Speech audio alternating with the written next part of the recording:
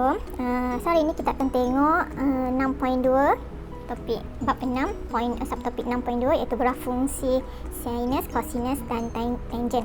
Okey, untuk standard pembelajaran diharapkan semua murid dapat melukis graf fungsi trigonometri iaitu y sama dengan sin x, y sama dengan cos x dan y sama dengan tangent x bagi sudut kosong hingga 360. Okey, seterusnya kita akan membanding bezakan ciri-ciri graf fungsi graf tersebut. Okey. Kalau tengok buku teks muka surat 84, itu ada satu aktiviti mobilisasi minda 3. Okay, awak boleh buat kat situ. Okay, sebenarnya hasil daripada mobilisasi minda 3, kita akan tengok apa ciri-ciri graf untuk graf sin, cosinus dan tangent. Okay, mula-mula kita akan tengok graf sin, iaitu kita ada y sama dengan sin x. Okay, macam mana kita nak kenal graf yang diberi ialah graf y sin x. Okay, kita akan dapat bentuk S. Okey, bentuk S. Kalau tak ingat, ini dia punya bentuk dia. Bentuk S. Okey, macam mana boleh hasil bentuk S ni? Okey, kita ada fungsi y sama dengan sin x. Okey, pada paksi x ialah sudut dan pada paksi y ialah nilai dia. Okey, cuba kita gantikan y sama dengan sin kosong. Okey, jadi nilai y awak akan dapat kosong. Okey, sini awak dapat kosong. Okey, kemudian awak cuba y sama dengan sin 90. Okey, berapa nilai awak akan dapat? Y sama dengan 1. Okey, so awak akan dapat nilai dia di sini. Okey, kita try lagi. Y sama dengan sin 180 darjah. So kita akan dapat nilai y sama dengan 0. Okey, jadi bila kita cantumkan, kita akan dapat bentuk dia sama macam graf yang dilukis. Okey, so kalau contoh awak tak ingat macam mana bentuk graf untuk y sama dengan sin x, apa yang awak kena buat, awak kena gantikan nilai dia. Tengok bentuk dia macam mana. Okey, untuk graf y sama dengan sin x, nilai maksimum iaitu nilai maksimum yang mana maksimum? Okey, maksimum ialah nilai yang paling tinggi. Okey, kat mana nilai yang paling tinggi? Di sini. Okey, nilai maksimum ialah 1 apabila x sama dengan 90 dan nilai minimum ialah negatif 1 apabila x sama dengan 270. Okay, dia kata memintas paksi x pada x sama dengan 0 darjah. Okey, dia potong paksi x. Kat mana dia potong paksi x? Okey, kita ada paksi x kat sini. Okey, kemudian okey, dia potong pada sudut 0 180 dan sudut 360. Okey, dia potong paksi y pada y sama dengan 0. Ini untuk graf y sama dengan sin x. Okey, kita tengok macam mana graf y sama dengan cos x. Okey, kalau tadi y sama dengan sin x, kita dapat bentuk bentuk S. Okey, ini pula ialah graf y sama dengan cos x. Okey, kita ada bentuk dia macam bentuk cawan. Okey, bentuk cawan. Jadi kita boleh senang nak ingat y sama dengan cos x. Okey, C ini mewakili cawan. Okey, kita tengok kita ada graf y sama dengan cos x. Okey, ini kalau awak tak boleh nak ingat bentuk dia, jadi kita boleh try masukkan nilai dia. Okey, apa nilai y apabila x sama dengan 0? Cos 0. Jadi kita akan dapat y sama dengan 1. Tadi sin 0, y sama dengan 0. Sekarang kita ada cos x. Cos 0 sama dengan 1. Okey, kemudian kita gantikan pula. Y sama dengan cos 90 darjah. Jadi kita akan dapat nilai y sama dengan 0. Okey, kita ada y sama dengan cos 180 darjah. Okey, 180 darjah. Nilai y ialah negatif 1. Okey, ni nilai ni. Okey, nilai ni boleh tekan kalkulator untuk dapatkan nilai dia. Okey, kalau awak tak ingat, awak just tekan kalkulator. Cos 180. Tengok berapa nilai dia.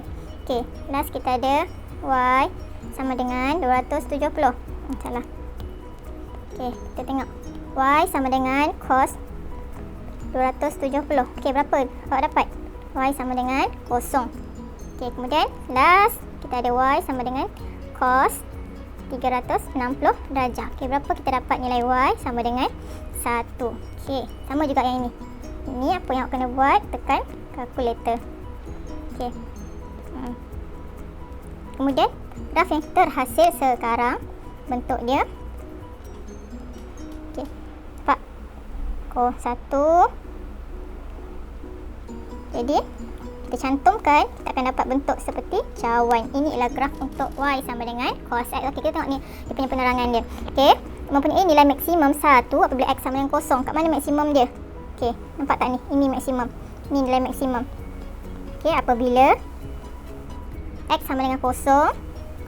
Okey, x sama dengan kosong dan 360 darjah. Okey, dan mempunyai nilai minimum. Minimum paling sikit apabila x sama dengan 180 darjah. Okey, meminta spaksi x pada sudut 90, pada x sama dengan 90 dan 270. Dan meminta spaksi y, kat mana paksi y? Okey, ini paksi y ya. Paksi y pada y sama dengan 1, iaitu y sama dengan 1 iaitu pintasan y. Okey, ini untuk graf y sama dengan cos x. Okey.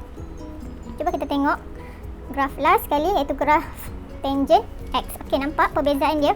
Graf dia tak sama dengan graf cos ataupun graf sin. Apa yang membezakan dia? Okey, graf tangent, okey, dia ada satu nilai yang kita panggil sebagai nilai infinity dekat sini.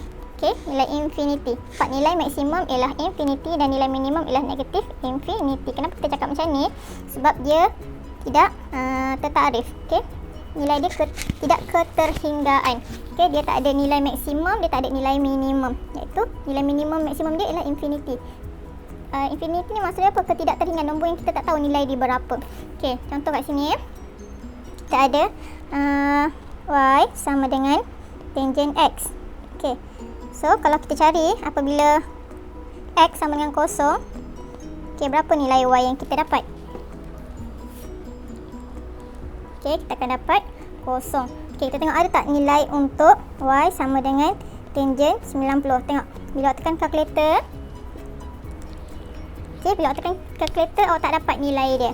Okey, apa maksud dia? Nilai ini maksudnya tidak tertakrif. Tidak tertakrif. Okey, nampak tak?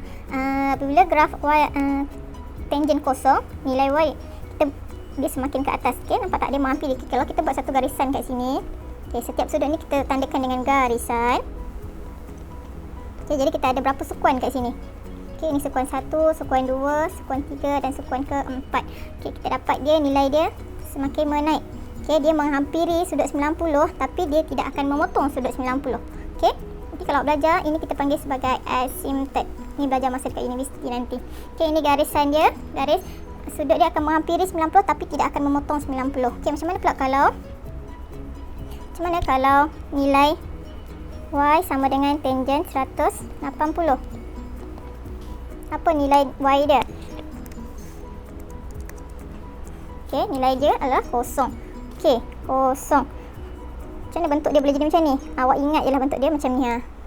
Semakin ke atas. Okey, ini sekuan 1, sekuan 3. Okey, kalau awak tengok, kalau awak hafal sekuan. Okey, ini sekuan 1, sekuan 2, sekuan 3, sekuan ke-4. Okey, sekuan 1 semua positif kan? Semua positif. Sekuan kedua sin saja positif. Sekuan ketiga tangent positif. Sekuan ke-4 cos yang positif.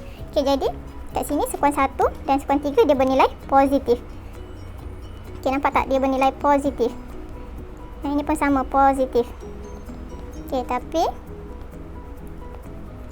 untuk sekuan ketiga dia bernilai negatif. Okey, nampak kata kat sini meminta spaksi x pada sudut x sama pada x sama dengan kosong, 180, kosong, 180 dan 360. Okey, meminta spaksi y pada y sama dengan kosong. Okey, nilai 90 dengan 270 tidak tertakrif, tak ada nilai dia. Okey, so itu saja untuk pengenalan bagi 6.2 ni. Nanti kita akan tengok latihan 6.2A. Okey.